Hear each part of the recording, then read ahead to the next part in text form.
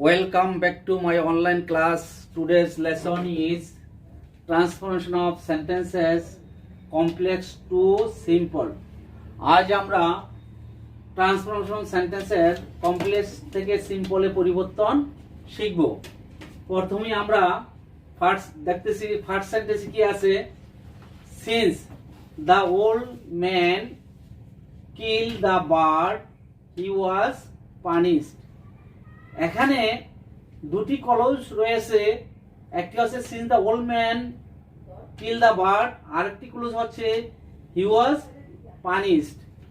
এখন দুটি ক্লজেরই সাবজেক্ট এক, দ্য ওল্ড ম্যান, আর হচ্ছে হি। এখানে হি যে ব্যক্তি, দ্য ওল্ড ম্যান একই ব্যক্তি, অর্থাৎ উভয় ক্লজের সাবজেক্ট এক হওয়ার কারণে আমরা কিভাবে করব, এবং সেটি আছে প্রথম ক্লজটি সিন্স দ্বারা আছে, অর্থাৎ কারণ the old man kill the bird, বৃদ্ধ লোকটি পাখিটিকে মারার কারণে হি ওয়াজ পানিশড, তিনি শাস্তি পেয়েছিলেন। তো এখন যখন আমি সিম্পল করব তখন এই সিন্স বাদ দিব, সিন্স বাদ দিয়ে প্রথম ক্লজের যে মেইন ভার্ব আছে তার সাথে আইএনজি যোগ করব। কিলিং দ্য বার্ড, কিলিং, বাকি অংশ প্রথম ক্লজের কিলিং দ্য বার্ড। দ্বিতীয় ক্লজের সাবজেক্টের প্রোনাউন ফর্ম আছে, অর্থাৎ the old man, the old man form he আছে। এখন আমি দ্য ওল্ড ম্যানকে হি এর জায়গায় বসিয়ে দিব।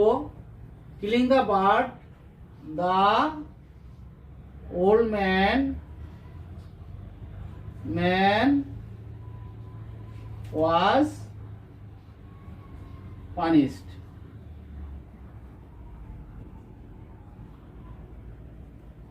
আশা করি তোমরা প্রথমটা বুঝতে পেরেছ।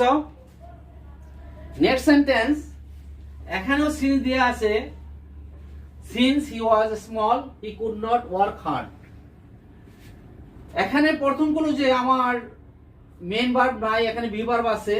বি ভার্ব থাকার কারণে আমি কি করব, এই সিন্স বাদ দিব। বিকজ অফ আনবো, বিকজ অফ দিয়ে শুরু করব।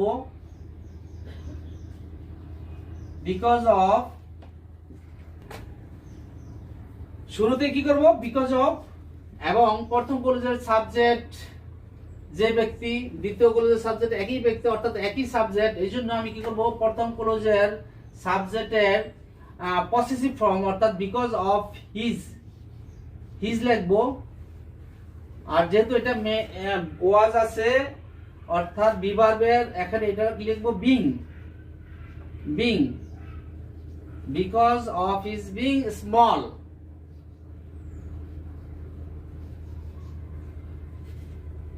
He could not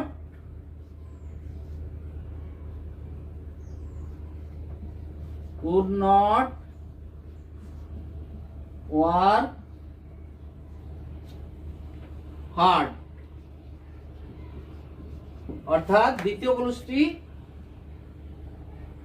পুরোপুরি লিখে দিলাম, হয়ে গেল আমার। নেক্সট সেন্টেন্স, নেক্সট সেন্টেন্সে আছে since the water was salty they could not drink it. এখানে উভয় ক্লজের ভিন্ন সাবজেক্ট আছে। দ্য ওয়াটার হচ্ছে প্রথম ক্লজের সাবজেক্ট, দ্বিতীয় ক্লজের সাবজেক্ট হচ্ছে দে। সিন্স যুক্ত আছে প্রথম ক্লজটি, এবং উভয় ক্লজের সাবজেক্ট ভিন্ন, এবং প্রথম ক্লজের সাবজেক্টের পরে বি ভার্ব থাকার কারণে আমি কি লিখবো, সিন্স বাদ যাবে। প্রথম ক্লজের subject the water,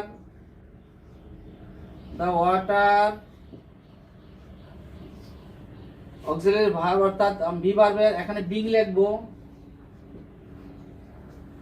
the water being salty,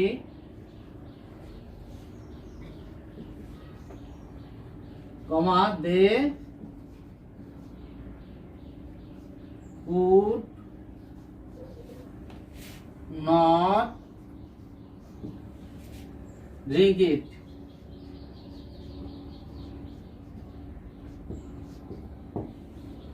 আশা করি তোমরা এটাও বুঝতে পেরেছো। Sentence, if you do not work hard you will not prosper in life.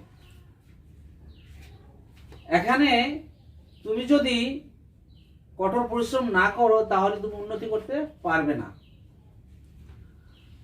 পরবর্তী সেন্টেন্সটা আছে if you work hard you will prosper in life. প্রথম ক্লোজের প্রথম হচ্ছে এই ক্লোজটার প্রথমটা হচ্ছে নেগেটিভ, ইফযুক্ত ক্লোজটা নেগেটিভ। পরবর্তী সেন্টেন্সের এই ক্লোজটা হচ্ছে পজিটিভ। অর্থাৎ ইফযুক্ত ক্লোজটা যদি নেগেটিভ থাকে তাহলে উইদাউট দিয়ে শুরু করতে হবে। উইদাউট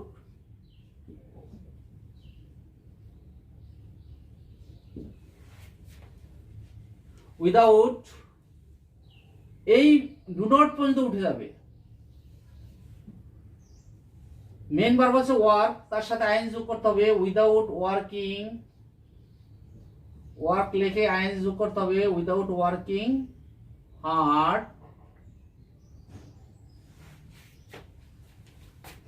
দ্বিতীয় ক্লোজটা হুবহু লিখতে হবে। You will not prosper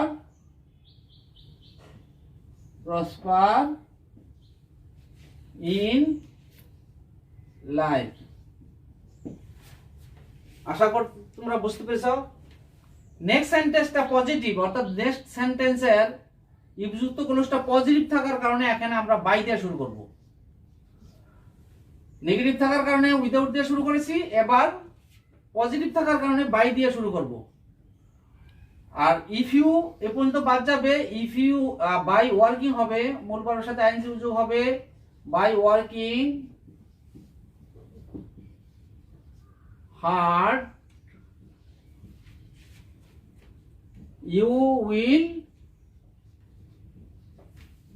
you will prosper in life। অর্থাৎ তুমি পরিশ্রমের মাধ্যমে উন্নতি করতে পারবে। Next sentence, he worked hard so that he could prosper in life। এখানে লক্ষ্য করো, এবার দুটি ক্লোজ, এই যে মাঝখানে সো দ্যাট আছে, সো দ্যাটের পরিবর্তে আমরা একটা টু বসাবো। এখানে টু লিখবো, সিম্পল করার সময় টু লিখবো। হি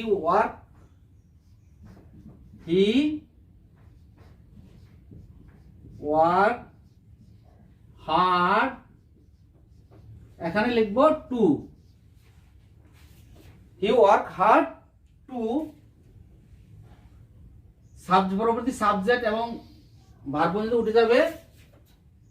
হি ওয়ার্ক হার্ড টু প্রসপার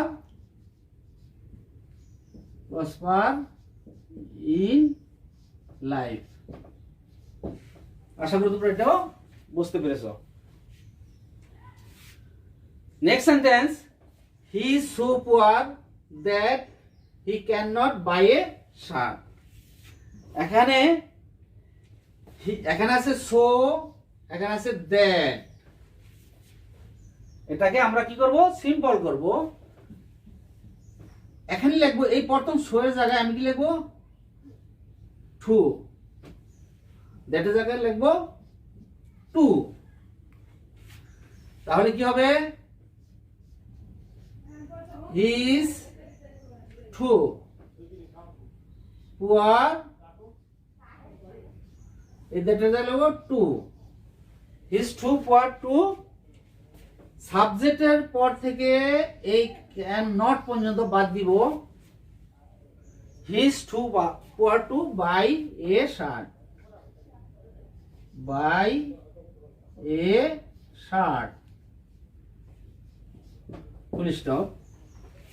আশা করি তোমরা বুঝতে পেরেছো, এটাও বুঝতে পেরেছো। Students, I hope that you have understood today's lesson clearly.